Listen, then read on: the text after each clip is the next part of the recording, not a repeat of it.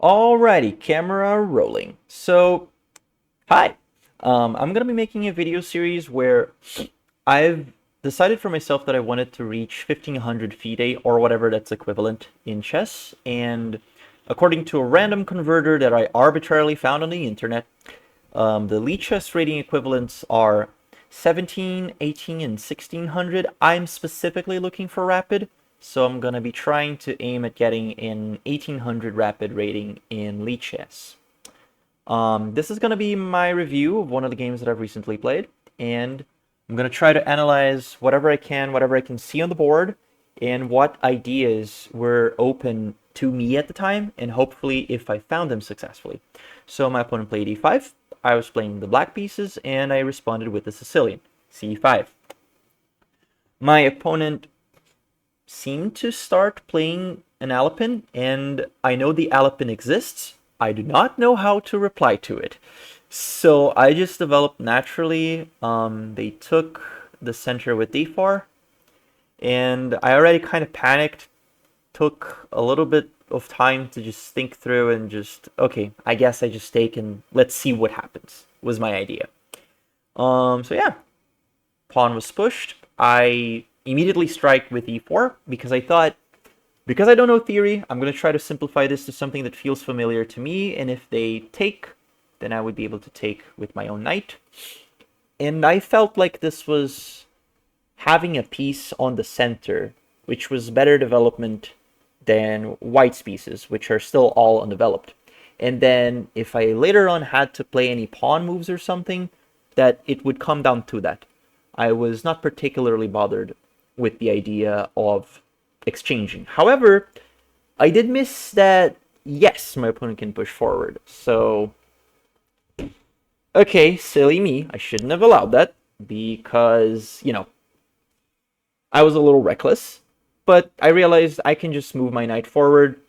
And I thought that this was pretty okay. I could lock this with d3, with d6, sorry. And I would probably be fine. And I would just have to play by pushing pawns from the king side. My opponent replied with knight c3. And it's been a while since I played this game, so I don't remember exactly what was going through my brain at the time. I did notice, however, that because of knight c3, pushing this to hit the pawn on the e4 square was no longer an easily viable strategy. I would have to put a little bit more work into it. So, okay, I played a6. My idea was just to not allow this move. If I ever were to attack that knight, I was, for example, thinking about putting a pin here. But I didn't really like that because then the queen gets attacked. I can take the pawn, I guess, but it's still like the pawn would be better off staying there now that I think about it. Anyway, I was just not particularly happy with moving the queen out too early as well, because I felt like I had ideas of just developing, or not ideas, but intentions, more so, of developing my other pieces, so I didn't know what to do. My opponent played f4, and at that point I kind of slowly realized, I don't think I'm keeping my center. This is going to be a complicated game. I had to find ways to break through these pawns and not allow white to take too much space. So I played a defending move on my knight, mostly because I was thinking, I need to get my bishops out. Once I get my bishops out, then I can kind of think about stopping the center movement. My opponent took on the center, and I already was not feeling particularly happy. I do remember looking at this structure and thinking, well, this is a blind spot though, and I wonder what ways I have to kind of exploit that pawn. But I couldn't really come up with anything concrete as of that move.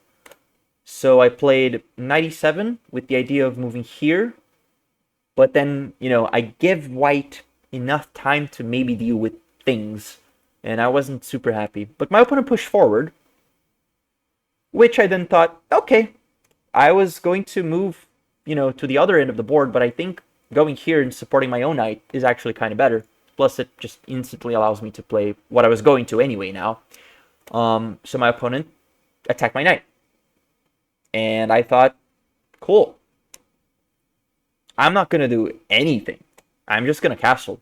Like, at this point, this is defended. If you want to trade your underdeveloped knight for my semi-developed knight, but then I have another knight that's just going to jump there.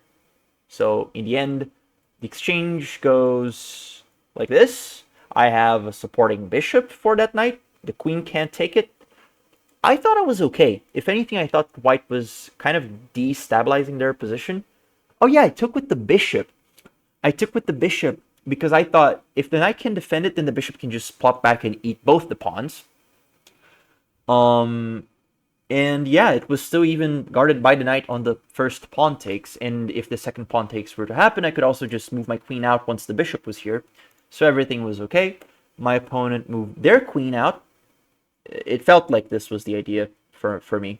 So I didn't really know. I was still concerned with the fact that there were way too many pawns in the center.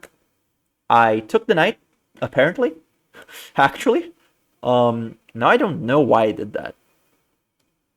I think I did it just because I wanted to take the tempo and hopefully bring the queen there. But why? Oh yeah, because I had an idea of putting the rook there. So that now I could properly get into the center and solve my locking situation because this bishop is so dead. Okay, my opponent played bishop f4. Bishop f4. Which falls victim to this queen move. And then after that, I realized that I am a dingus because, yes, this pawn block came to me, but I thought that after the pawn block it was fine to take, but then only then I realized, oh yeah, pawns defend things. So that happened. I played queen h5. My idea was to still keep an eye over the castling square, the current castling square, and if my opponent ever tried to castle short, then I would have to find a way to just deal with it. But if the bishop ever leaves here, I'm going in, so I could lock that.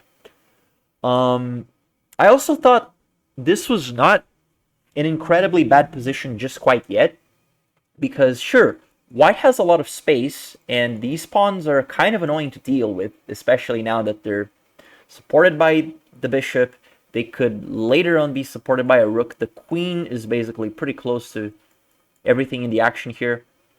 But I still had faith that I'm not a 2000. You know, my opponent might make a mistake. The center looks pretty annoying to break through, but I want to try it anyway. Bishop c4 is played. And at this point, I kind of thought to myself, this doesn't really accomplish much. There's no queen battery here, so I don't even have to make a prophylactic move with the king just yet. And I kind of wanted more space because this pawn center is pretty annoying. So why not play b5? Attack the bishop, kind of get some space, supported by the other pawn, which is supported by the rook and the bishop. Maybe free up the bishop the long diagonal. I don't know. And even better, because this knight is here, I could also march this pawn forward. My opponent moved their bishop to attack my knight, but like it's defended. There's nothing particularly big here. So I march my pawn forward. I really just thought, unga bunga, attack queen, and that's what I did. However, the queen moving away from this row was actually pretty... rank was actually pretty good for me because I felt like I could put my queen in this square and maybe threaten funny things. Like, especially if for whatever reason their queen didn't, like, do a good job of guarding something here. I don't remember what I was thinking, actually, because I just realized if I'm going to this square, then their queen doesn't have a way of getting to the light squares to defend it. Yeah, but, like, just removing the queen from this row in particular allowed me to get in. So they push the queen back. I start arming the idea of going in here, but I wanted to have this bishop because I thought, if I jump my knight here, I get a tempo. They have to do something about their queen because, you know, I'm otherwise just going to take their bishop, kind of start opening the center a little bit, and then everything here kind of falls victim to me getting a better position, I felt like. So first I needed to set up an idea where this was a relevant move, because right now it's an innocuous threat. If I move here, rook hits here, nothing really happens. And then I thought, I already attacked the queen once, I might as well attack the queen twice. If this was available, I probably would have moved my knight there. But unfortunately, I thought that moving the rook here was going to leave this pawn too vulnerable. And then I wanted to get this bishop out and not keep it as a goddamn guard to this side of the board where it was locked in. So bishop moves first, literally just trying to eye the rook. I know there's a lot of material in the way, but I was thinking of the trades that would lead me to no longer have that material over there. So my opponent played this pawn move. I don't know what their idea was. I just moved my knight forward. As I previously explained, idea is to just attack the queen. I thought of en passant, but I saw that en passant was just a pawn trade. This file is no longer, is not really something that I'm going to have open because my rook would have to get there. My rook is not on this file at all. And by the time that I move my rook again, the game would be a different beast. So I thought this could be pushed forward, maybe, but, this couldn't be pushed back. This square was now weak. I didn't like this idea. I don't know what a4 accomplishes, really. Anyway, so I move my knight forward.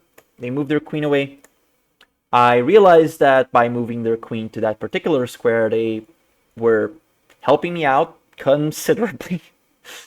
So I just checked.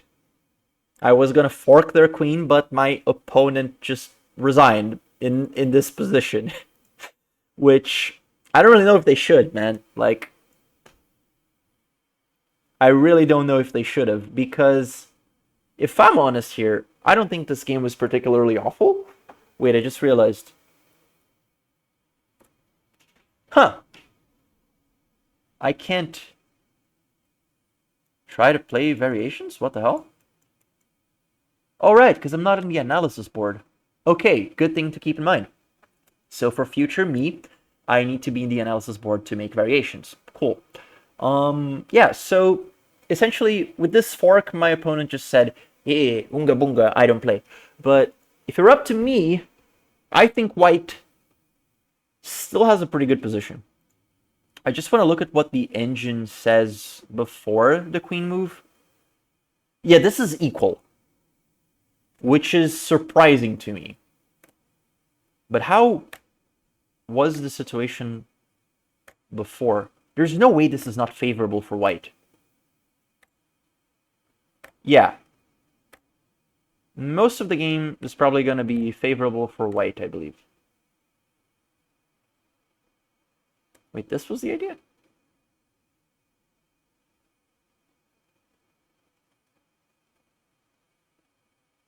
Oh, right, because I had... Okay, anyway. The problem with looking things through with the engine is that you start to see other things you've missed. Anyway. But yeah, up until the point where the center was like here, I think that this was possibly a good game for white. I thought this three-pawn center structure was flimsy, but I kept thinking I cannot say that because I don't know where to attack the structure to get a proper position for myself. I also think that maybe I shouldn't really have traded the knight here, but I did notice that after here, this knight move was available. And I did not want to deal with that with a locked white bishop. So that's why I took. But yeah, the engine seems to think that for the most part, this game was favorable for white. There was a point over here where the game was now favorable for black, but then I lost that advantage after queen h4 check. Or not advantage, but equality. And then it was better for white again. Yeah. It felt like it was a pretty winning game for white. I just didn't really know what I was doing. I was struggling with the idea of how to deal with the pawns on the center. I do recognize that probably the worst thing that I could have done in this game was not knowing how to deal with the c3 push. Let's just see if the eval goes particularly low. Yeah, even in here, it still says that it's just +5. I mean, whoa, plus 0.5. And yeah, I just failed to really understand the position from an opening perspective, but I feel like I had a better development during the middle game. And then my opponent just didn't really look, I think, at this knight fork, which I also, to be honest, didn't really look much into. I thought that my opponent was going to play this, and then my idea was to just march in with the queen, hit this, then whatever happened, happened, and I would have to deal with the consequences of my actions with this weird infiltration. But, yeah. Overall, I'm not particularly happy with this game. I think I made too many blunders, several issues, probably. And if you're more experienced than I am in chess, please do help me out. Tell me where I did wrong. You can totally diss me for making bad moves. Oh, yeah. No. The knight idea was that if the queen went somewhere funny... No, not there. The queen went here, maybe? Or something? That I would have the opportunity to play this fork. Yeah. On top of the attack on the queen. However, I do think that there was something that I was thinking during the game. Where if here... But then I had like this, and then I could... Yeah, I think this was the original idea, actually. Where once my knight is here, I can plop my queen in. If rook here, then queen here, assuming the queen went there. Then if rook here, I would have the fork as well. Anyway, just like this mix of the queen hitting these squares and then the knight also being able to infiltrate was probably a pretty big blunder for my opponent. Especially considering that I did have ways of breaking through a part of the pawn chain, which I didn't have the opportunity to execute, but I am pretty sure that I could find funny forks and weird ideas to just get at least this pawn out of the game. Or even like do this, exchange the bishop, freaking damn it, exchange the bishops and just get my queen to hit this too. But yeah, I was happy with this game. I think that finding these forks is always a great thing. But I do think that my opponent did a really good job in the opening. This was a particularly annoying thing to deal with. These entire pawn structure things are still something that I feel I struggle with. But yeah, I hope this was enjoyable to people who are just as badly rated as I am. And if you're better rated, then seriously, please do help. Review my moves. Tell me where I did wrong. Tell me ideas. Tell me anything. I know that I can use the engine, but I also know that if the engine tells me that suddenly you could have actually pushed h3 in this position, I will not know why that's a good idea. So if you're inclined to tell me there is a 10-move sequence that would have been better, then I would love to hear that, because if the engine tries to explain the sequence, I probably won't see the relevance. So yeah, and I'll catch you all around.